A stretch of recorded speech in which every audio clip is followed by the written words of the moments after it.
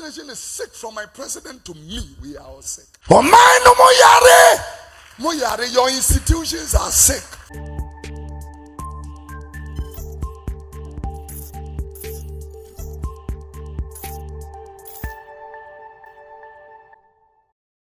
You see this man on your screen.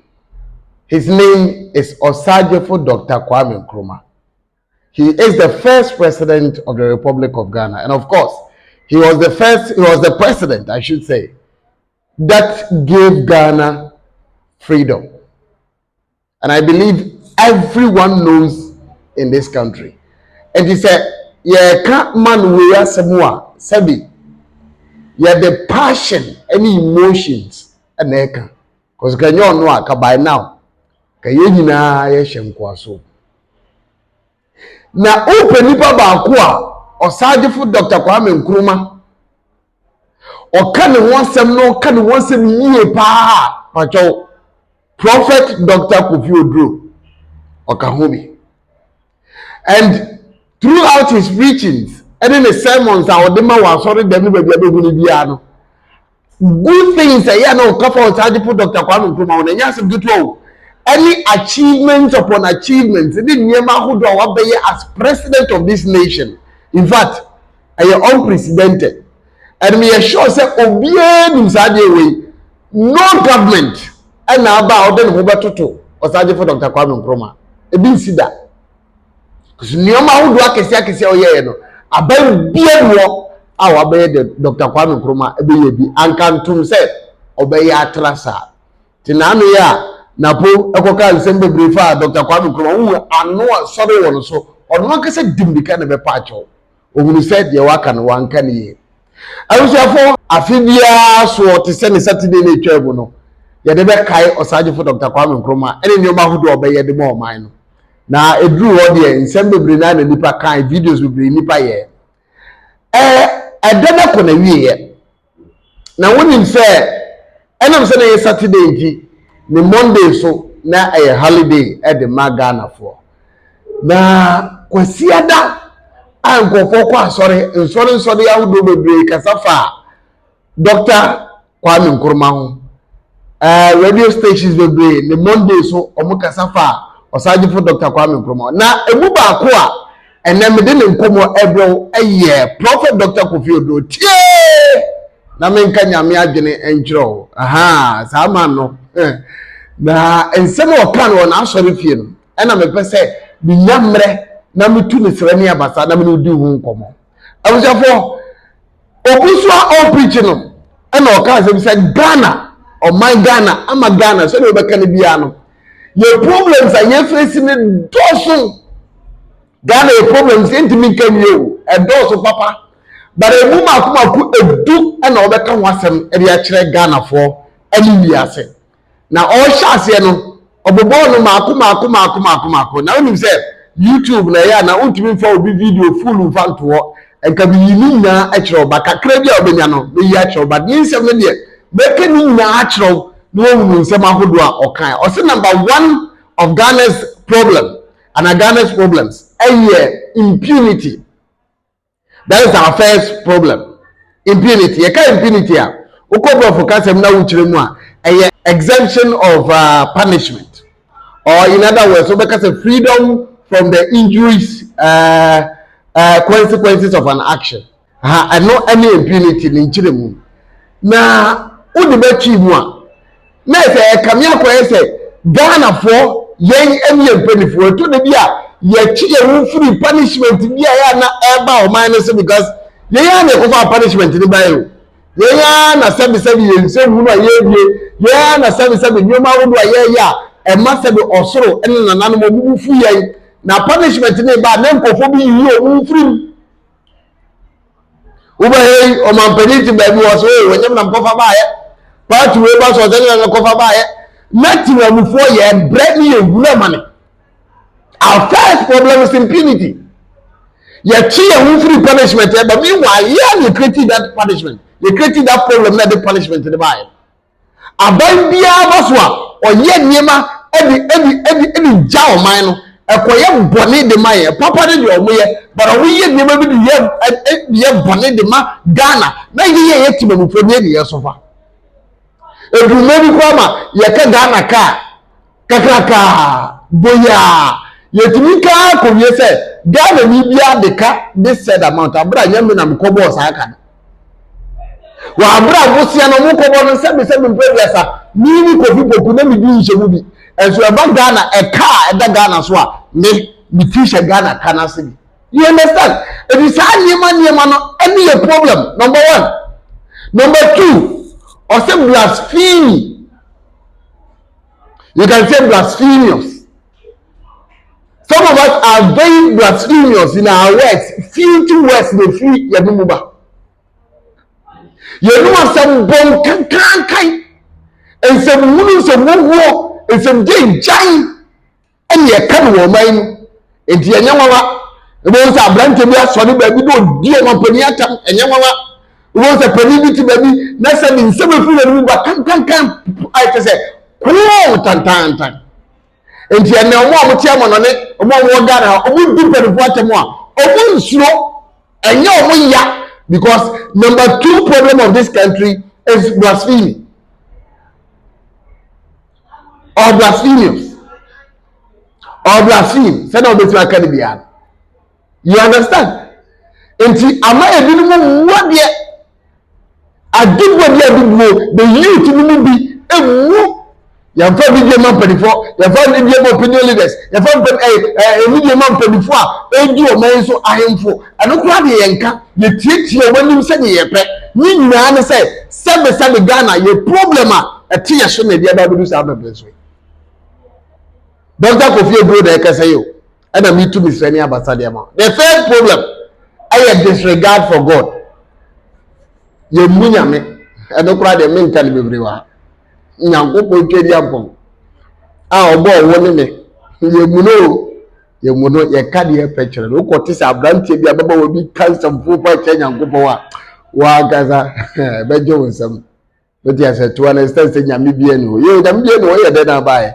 o so maame na wo maame no wan maame no tracy ya bom de o wo the first person o de ba asase so na bo hu say asase no o so ne asase ye obi dia wo de wu nyankopon a tena ho or say Ghana your problem number 4 and 3 no disregard for God ye munyankopom number 4 shamelessness ye ni so te say ye ni wuade Ghana mrantie maba panifo bebre na ni wuasem na ni wuade asem o kan te say oni adu wu bako shamelessness is our problem number 4 for this country Ghana.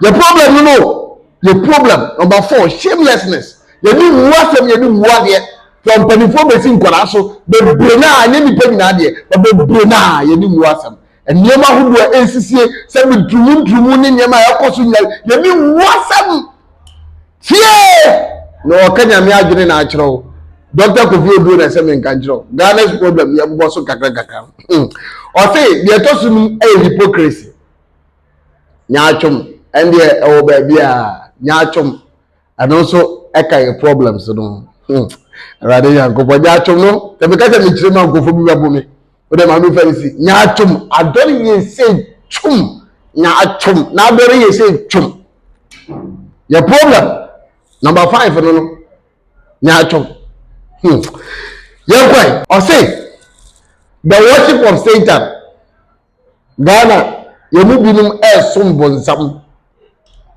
ubetuma kan Satan ubetuma kan Satan obonsam ebisu Lucifer ebisu one devil say do mesi akane bia say Ghana the problem number 7 aye say ye som bonsam enye nyankopon ne som odo na eka Dr. Kofi Oduro enyamia tie ona eka na asam na me ba be tie si Dr. Kwame Nkrumah se bitimi tutu ne sani abatan kakra na watumi ehunu we are na bob video no kakra bi because we ntumi for video ni na ama wo problem number 8 a denial of Christ ya Paul Christo no a Christo for gidie ya so no ya Paul no ba no de Dr. Kofi Oduro I also want to name because God e on kremofo no Christo no enye ono na omo so no What I say?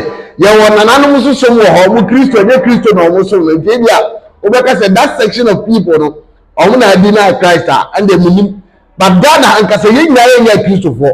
There were a section almost before and a section so nananum sum traditional worship. Enti eno de besra wa say ya paw e ba wo ni Nyankopon and de wo ka say ye mu Nyankopon de metiase. Ba say ya pa Kristo no nye nipa nyina na wo Ghana ha na ti ase say Kristo omosom no. Tie no e wo ho. Ba ye Kristo fo ni bi kura no e bi apa Kristo and they true. Enti wo kan and so dika denial of Christ. Number 8 problem of this country, Ghana. Number 9, iniquity. Ghana. Bonia does war. Radio so, TV so, we kumikru, or the above mami, or your turn mamiti, where is iniquities. Boni, ha, you must nobody will Ghana ho. I don't will be, your children, your mobono, no mokuno. We ya bono ya kuno we obi tu kuni ya Ghana anya ba bia Ghana iniquities body nipa dini ya body a onyene ho Ghana no our problem number 9 na maka cho no Dr. Kofi Oduro na e kan ho asem de China na so tutu tire ne abata e cho our problem number 9 is iniquity.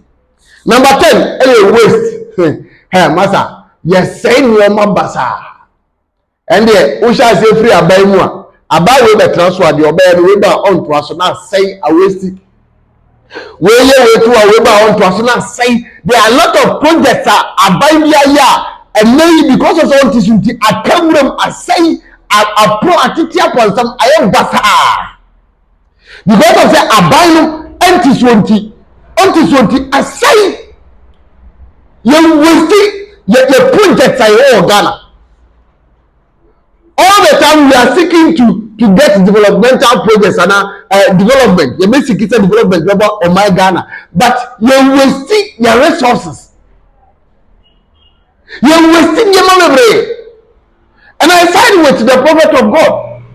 You're wasting from MPP to NDC and whoever that will come and sit on the throne. We have wasted him. Problem number 10. I don't know.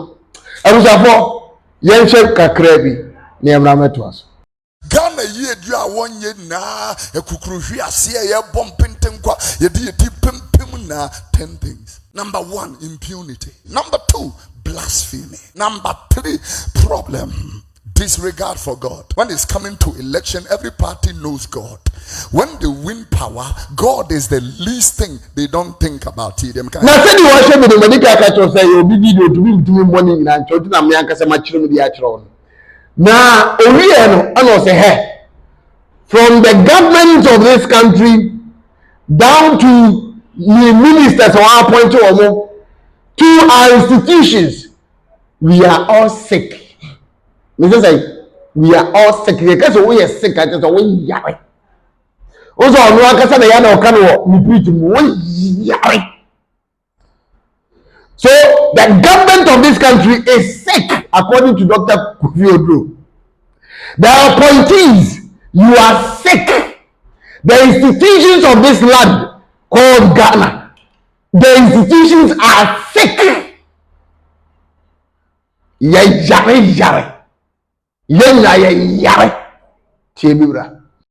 This nation is sick. From my president to me, we are all sick. The Bible says the whole head, the head of the nation is my president, right up to the leadership of parliament too. The whole head is sick.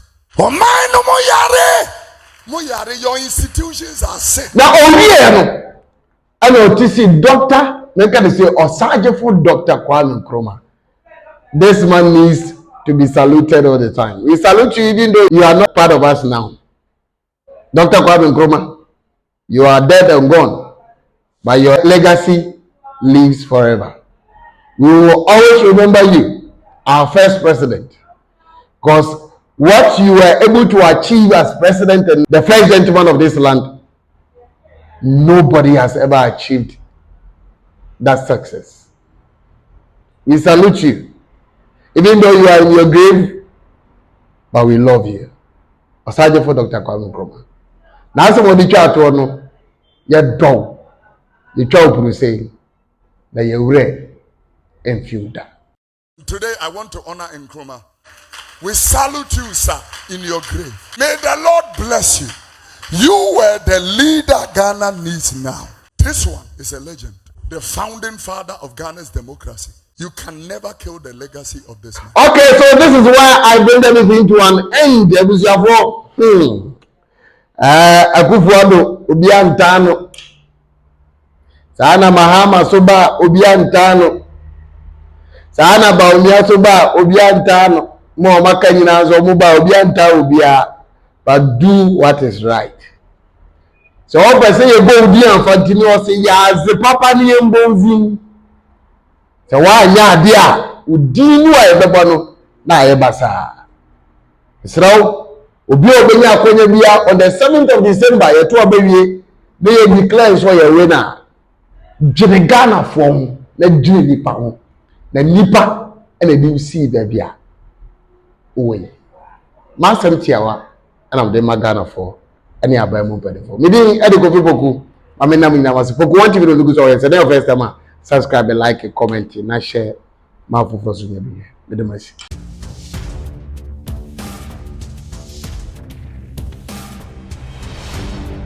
Poku One TV.